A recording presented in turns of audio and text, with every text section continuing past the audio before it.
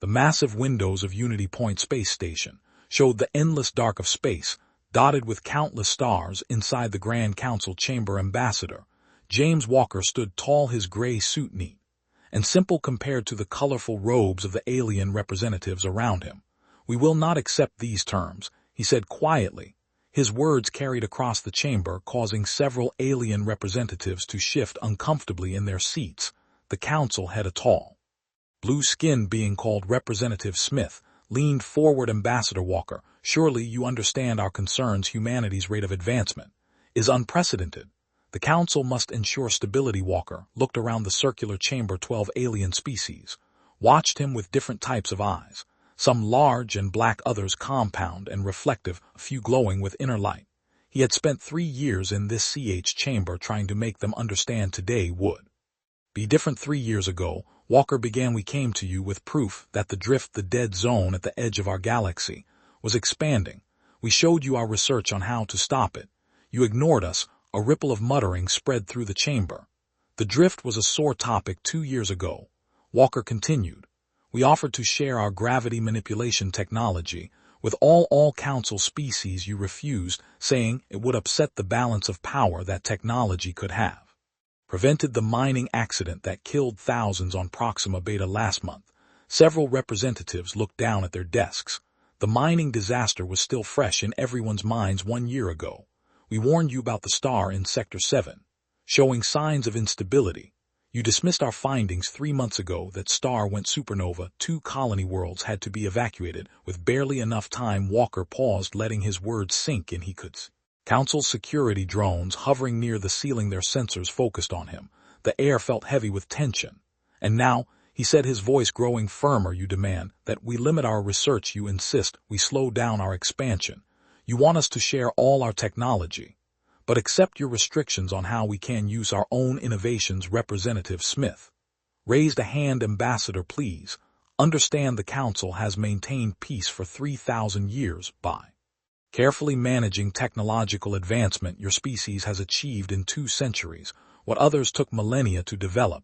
It creates instability." Walker smiled, but there was no humor in it. He reached into his pocket and pulled out a small metal disc, his council membership ship badge. The simple action caused several security drones to drift closer. "No," he said, placing the badge on the podium before him. "What creates instability is fear of progress. What causes suffering is the suppression of solutions to save face. What kills people is the arrogance of assuming that slow must mean wise." The chamber had gone completely silent. Even the usual background hum of environmental systems seemed new. "Humanity reached for the stars because we dreamed of a better future. We developed our technology to solve problems, not to gather power. We offered to share everything we learned, asked only for the freedom to keep learning." Walker stepped back from the podium. "But you don't want partners, you want subjects." Representative Smith stood up quickly. "Ambassador Walker, this is most irregular. Perhaps we should take a recess." "And we're done here," Walker said simply. He turned and walked toward the chamber's massive doors behind him. Voices began to rise in alarm. "Ambassador, you can't just. This is unprecedented. The protocols clearly state." Walker didn't look back. The doors slid open before him, revealing the startled faces of his staff waiting outside. As the doors began to close behind him, he heard Representative Smith's voice rise above the growing chaos. "Do they not understand what they're doing? They can't just walk away from the council." The doors sealed shut with a soft hiss, cutting off the noise. Walker looked at his staff and nodded once. "Send the signal," he said quietly. "Initiate protocol. Omega. Humanity is going its own way." Above them, through the station's transparent dome, the first human ships could be seen breaking formation, their engines flaring bright against the darkness of space as they turned away from Unity Point. The galaxy was about to learn that sometimes the most powerful action was simply walking away. The council chamber erupted into chaos the moment the doors closed behind Ambassador Walker. Representative Smith stood at his podium, watching his carefully managed galactic order crumble before his eyes. "Order, I demand order," he shouted, but his voice was lost in the storm of arguments that filled the chamber. The bird-like council member from the trading world screeched, "Our markets will collapse. Humans handle 40% of all galactic trade, their defense fleets protect 3 major trade routes," rumbled the rock-skin member from the Mining Confederation. "Who will guard our ships now?" Smith watched the massive display screens around the chamber as they showed hundreds of human ships activating their engines. The vast fleet moved with perfect coordination, each ship knowing its place. No panic, no rush, no confusion. This was planned. They can't do this, whispered his assistant Tom, who stood beside him. No species has ever left the council there. Aren't even any rules for it. Smith's fingers tightened on the podium. That's exactly what makes this so dangerous. They're not breaking rules, they're ignoring them completely. The chamber's AI announced with its calm voice, alert human trading systems are going offline. Stock markets across 57 worlds showing significant drops. The representatives turned to their data screens. In horror, numbers flashed red across every display. The galactic economy had been so tightly bound to human innovation and trade that their withdrawal was like pulling a foundation stone from a tower. Look, shot someone pointing at the massive windows. The human diplomatic vessel, sleek and silver, detached from Unity Point stocking bay. Its movement was smooth, deliberate. Around it, other human ships formed a protective escort. No weapons were active, no threats were made. They simply left. Get me Earth's government on the line, Smith ordered. The chamber's AI responded after a moment. Unable to connect, all diplomatic channels with Earth have been suspended. The rock-skinned representative slammed his crystal-licky fist on his desk. We should stop them. The council fleet would be wiped out, interrupted the military advisor, speaking for the first time. All heads turned to the scared veteran, who rarely participated in discussions. Human ships have technology. We've never seen half our advanced weapons are human-made. We'd be starting a fight. We couldn't win. Smith watched another screen showing reports flooding in from across the galaxy. Human research centers were shutting down. Their peacekeeping forces were withdrawing from joint operations. Their engineers were leaving vital infrastructure projects. They're not just leaving, he realized aloud, they're taking their whole civilization with them. Everything they built, everything they maintain, everyone who works for them. The trading world's representative fluttered into distress. The new medical facilities on my world, they're staffed entirely by human doctors. Who will run them now? Similar cries began to rise from other representatives as they received reports from their home worlds. Projects halted, systems failing, markets crashing, centuries of progress beginning to unravel in hours. Smith's assistant looked up from his data pad, face pale. Sir, we're getting word that some of the younger council races are questioning their membership. They are saying if humans can leave. Get me any human official. Smith ordered. Anyone at all. Still no response on any channel. The AI reported, however, I am receiving an automated message from Earth. Play it. A simple text message appeared on the main screen. Humanity thanks the Galactic Council for 3 centuries of cooperation. We will now pursue our own path. Our borders remain open to peaceful trade and scientific exchange with individual species under new treaties to be negotiated directly. Farewell. Smith sank into his chair as the council chamber descended further into panic around him. Through the windows, he watched the last human ships vanish into fold space, leaving only stars behind. What have we done? He whispered to himself. What have we done? Admiral Thompson stood in Earth Defense Command's main control room, watching the massive wall of screens before him. Each screen showed human ships breaking away from different parts of council space, all moving with perfect precision. Operation Walkway is proceeding exactly as planned. His second in command, Captain Rogers, reported. All ships report green status. No council interference detected. Thompson nodded slowly. 5 years of secret preparation were paying off. Every ship knew its role. Every crew understood their part. Humanity had hoped they would never need this plan, but they had made sure they were ready. What's the status of the Mars shipyards? Thompson asked. Already switched to independent power. Rogers replied. The new fusion cores are online. Production continues at full capacity. Another officer spoke up from her station. Sir, we're getting reports from our colonies. All 37 worlds have activated their shield systems.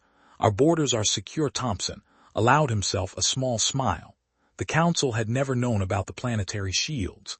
They had never known about a lot of things humanity had learned long ago to keep their best technology hidden. On the main screen, a map showed human space glowing bright blue against the darkness. It wasn't the largest territory in the galaxy, but it was the most efficiently used. Every world connected by instant transport gates. Every resource carefully managed. Every citizen protected by technology. The council had never imagined. Message from Earth government. An AI voice announced. The president is ready to address the people. The screen switched to show the president standing at her desk in the Oval Office. Her face was calm as she looked into the camera. Citizens of Earth and all human world, she began, today, we have left the Galactic Council. This decision was not made lightly, but it was made with absolute certainty. Thompson watched the speech continue, knowing similar scenes were playing out across human space.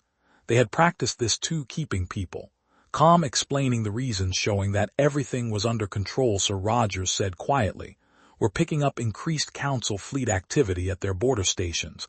Let them watch." Thompson replied, "They'll soon learn that their sensors can't penetrate our space anymore." Another little surprise. We kept to ourselves. The control room hummed with activity as reports continued to flow in. Trade ships docking safely at human ports, research stations switching to secure networks, defense platforms moving into final positions. Admiral, a young officer, called out, "We're getting requests from some of the younger Council races. They want to maintain trade relations outside of Council control." Thompson nodded. They had expected this. Some of the newer species had always been more friendly to humans, more open to new ideas. They would be good partners in the new age that was coming. Message from Ambassador Walker. Rogers announced he's aboard his ship and heading home. His exact words are, "It felt damn good to walk away." A quiet chuckle ran through the control room, and everyone there understood that feeling. For too long, humanity had watched the Council hold back progress. For too long, they had seen solutions ignored and help rejected. Now, they were free to move forward at their own pace. Sir, another officer reported, "All human citizens have been accounted for. The evacuation of Council space is complete. No one left behind." Thompson looked at the screens again, at the streams of data, showing everything going according to plan. Humanity had learned something important in their centuries. Stars, sometimes the strongest position, was being ready to walk away. "Send word to all commands," he ordered. "Phase 1 is complete. Begin Phase 2. We build our future our way around him." The control room crew worked with quiet efficiency, each person knowing that they were part of something historic. Humanity wasn't just leaving the Council, they were proving they had outgrown it. And somewhere out in Council space, all powers were about to learn just how much they had depended on the species they had tried to hold back. 1 week after humanity's departure, the trading world of Blue Haven felt the first real shock. The massive transport gates that had moved ships across their system suddenly shut down. No warning, no explanation. They just stopped working. "What do you mean we can't fix them?" demanded Governor Rout to his technical team. His blue feathers bristled with anger. "These gates are essential to our economy." Lead technician spread his forearms helplessly. "The gates are human technology. They added something to the power cores that we never understood without their engineers on the mining world of stone. Deep similar problems were emerging. The automated drilling machines created by human engineers began to slow down. Their self-repair systems, once perfect, started to fail." The rock chief of Stone Deep stared at the production numbers on his crystal display. They dropped lower each day. His people had forgotten how to mine without these machines. They had grown too dependent on human innovation. In the Council chamber on Unity Point, Representative Smith read report after report of similar problems. "How did we not see this coming?" he asked the empty room. His assistant Tom entered with more bad news. "Sir, the Trade Federation of New Worlds has just announced they're leaving the Council. They've already signed independent treaties with Earth." Smith's head snapped up. "They can't do that. The Council LW mean nothing to them." Now Tom finished quietly. "They say humanity has shown there's another way across Council space." The pattern repeated. Systems failed, trade slowed, and younger species began to question the old order on the frontier world of Green Rise. A Council peacekeeping fleet demanded entry to the system. They wanted to show that the Council still held power. They weren't expecting what happened next. "Sir," reported the fleet captain, "our weapons won't activate. The targeting systems are locked." The Council admiral stared at his own useless controls. They had never known that their best weapons, sold to them by human corporations, had hidden safeguards. Now, those weapons simply refused to work against human allies. In the great libraries of the ancient races, scholars made a disturbing discovery. They found that humans had quietly copied every book, every record, every piece of knowledge the Council had collected over thousands of years. But the humans had also added to that knowledge, filling in gaps, correcting errors, advancing on ideas that the Council had abandoned. They didn't just take their own knowledge. One scholar realized they improved ours. And now they're gone. The Council's emergency meeting was interrupted by news from the Galactic Core. The star stabilization project abandoned by human scientists was showing signs of failure. The Council's best minds couldn't understand the half-finished work, couldn't continue what the humans had begun. We need them back, admitted the science minister. Our civilization has built itself around their innovations, their solutions, their work without them. But Earth's response to all messages remained the same. We welcome diplomatic and trade relations with individual species outside Council control. All other messages will be archived without response. Some Council members suggested using force. They quickly discovered that their maps of human space were now useless. Their best sensors couldn't penetrate whatever shield humans had placed around their territory. Their fastest ships couldn't follow human vessels through the strange new jump points they were always ready, Smith said, watching another report of Council authority crumbling. They knew this day might come, and they prepared for years while we tried to control them. They were quietly making sure we couldn't. The galaxy was learning an important lesson. Trying to hold back human progress was like trying to hold back the tide. In the end, the water always finds its way forward. 2 months after humanity's departure, the first pirate attack hit the Silk Star trade route. 3 cargo ships disappeared without a trace. The Council fleet, once proud and strong, took 3 days to respond. This route was protected by human patrols. The merchant captain told his frightened crew their ships could be anywhere in the sector in minutes.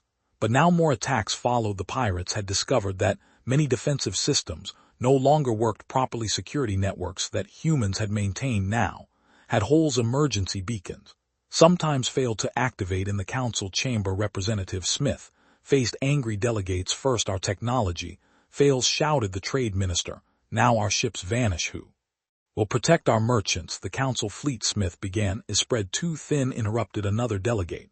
And half their ships don't work right since the human technicians left outside the chamber windows. Unity Point Station itself showed signs of decay. The smooth artificial gravity sometimes flickered. The air recyclers made strange noises. Small things growing worse each day on the industrial world of factory prime production lines started shutting down. The automated systems that had run perfectly for decades now showed their age. Without human maintenance screws, without their regular upgrades, the machines were failing. We've forgotten how to build things the old way, admitted the factory chief to his board.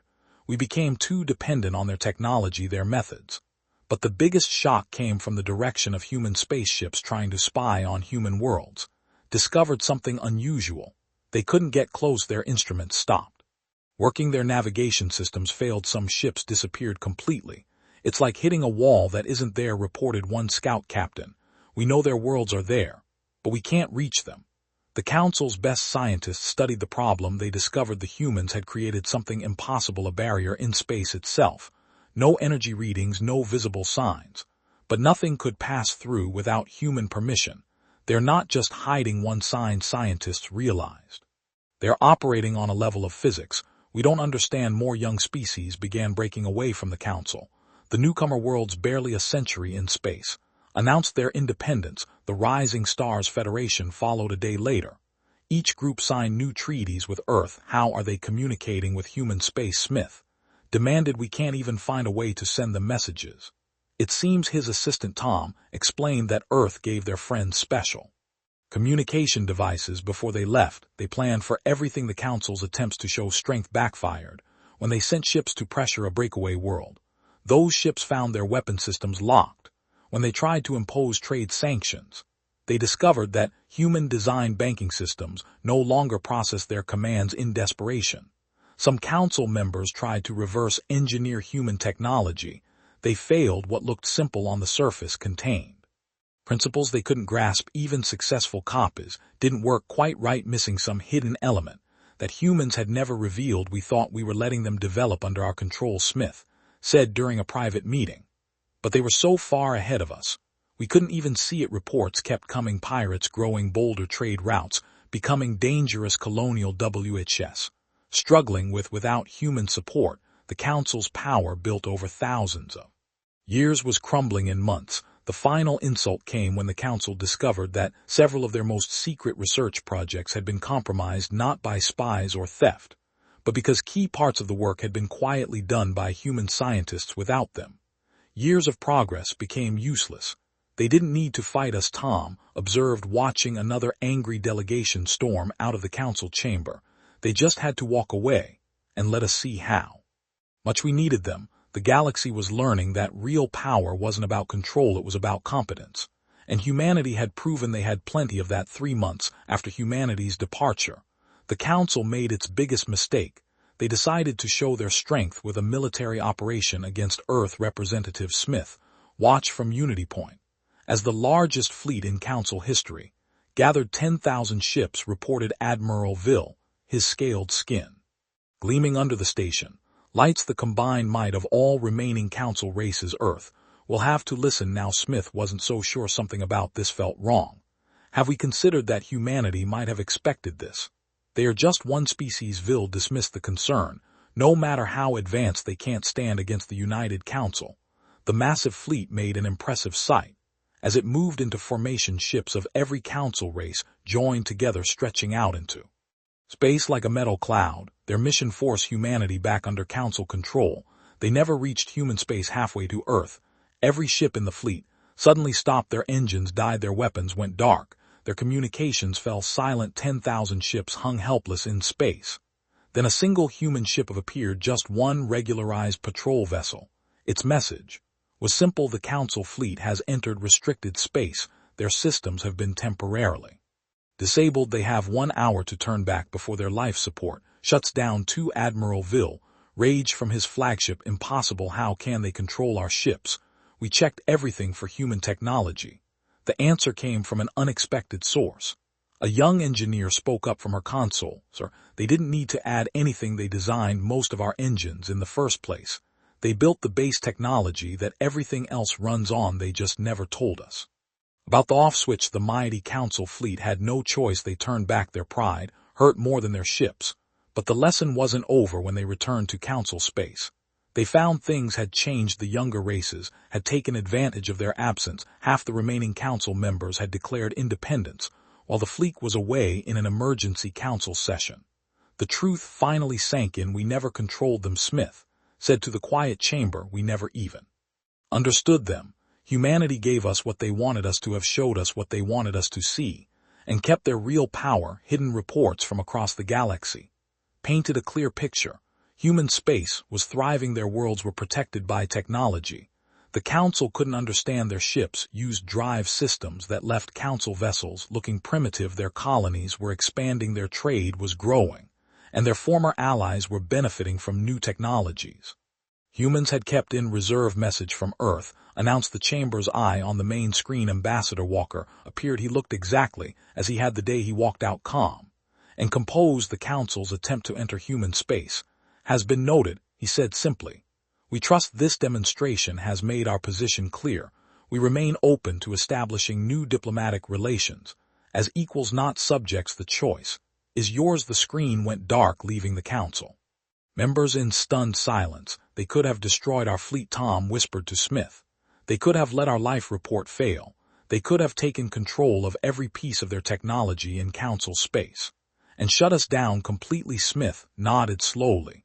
But they didn't, because this wasn't about proving they could beat us. It was about proving they didn't need us at all. In the following days, the council learned of other things humans had kept hidden: medical technologies that could have saved millions, clean energy systems that would have ended resource wars faster than drives that made their best ships look slow. All this time, Smith said, looking out at the stars, we thought we were being generous by letting humanity develop under our guidance. We never realized we were the ones being left behind. The council had finally understood. They hadn't been dealing with a young rising species. They had been trying to control a giant that had simply been too polite to show its full strength. 6 months after humanity's departure, the Grand Council chamber looked very different. Where once 12 species had ruled the galaxy, now only 5 remained. The others had either declared independence or signed direct treaties with Earth. Representative Smith stood at his podium. But this time he wasn't leading the session. Instead, he was preparing to welcome a guest. Ambassador Walker has agreed to hear our proposal, he told the remaining council members. Remember, we're not in a position to make commands anymore. The chamber doors opened, and Walker entered. He looked exactly the same as the day he had walked out. But now, He moved with an even quieter confidence. Behind him came representatives from 20 former Council worlds, all of them now independent allies of Earth. "Welcome back to Unity Point," Smith said, "though I suspect it's we who should be requesting welcome from you now." Walker smiled slightly. "The station systems have been running below optimal efficiency. Our engineers could restore them. If you'd like." Everyone knew this was more than just talk about station maintenance. It was about the future of galactic civilization itself. "We have a proposal," Smith said. "The Council admits its errors. We acknowledge humanity's right to develop freely. We request a new beginning, not as rulers and subjects, but as equals." Walker listened quietly as Smith outlined the new structure. No more central control, no more restricted technology, no more artificial limits on progress. Instead, a forum for cooperation with each species free to develop at its own pace. "Interesting," Walker said when Smith finished. "But why should humanity return at all? We're doing quite well on our own." The answer came from an unexpected source. The youngest remaining Council member, barely a century in space face, spoke up. "Because you understand something we're only now learning," she said. "Real strength isn't in controlling others, it's in helping them grow." Walker turned to her, genuinely interested. "Go on. You could have crashed our economies completely. You could have shut down all our human-made technology. You could have left us helpless.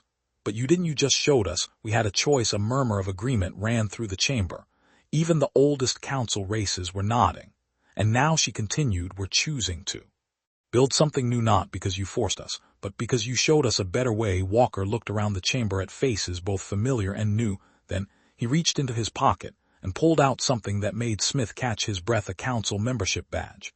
But this badge was different. Instead of the old Council seal, it showed a new symbol, a galaxy with all its stars shining equally bright. "Earth has discussed your proposal," Walker said. "We agree on one condition: everything we've kept hidden, all our advanced technology, all our scientific knowledge, we share it not just with the Council, but with every species ready to use it responsibly." "That would change everything," Smith whispered. "That's the point," Walker replied. "The galaxy shouldn't be about holding anyone back. It should be about lifting everyone up one by one." The Council members stepped forward to exchange their old badges for new ones. As they did, screens around the chamber lit up. "Data, humanity sharing its first batch of hidden breakthroughs. There's so much here," Tom said, scanning the files. "Medical cures, clean energy, faster ships, better defenses. You had solutions for almost everything we did." Walker agreed. "We were just waiting for the galaxy to be ready to use them wisely." Smith looked out the chamber windows of the stars. Already human ships were arriving to help upgrade Unity Point systems. In spite of everything, they had never stopped wanting to help. "Welcome home," he said to Walker, "or perhaps we should say welcome to the future." The galaxy was entering a new age, not one of control and fear, but of cooperation and growth, and it had all started because one species had been brave enough to simply walk away.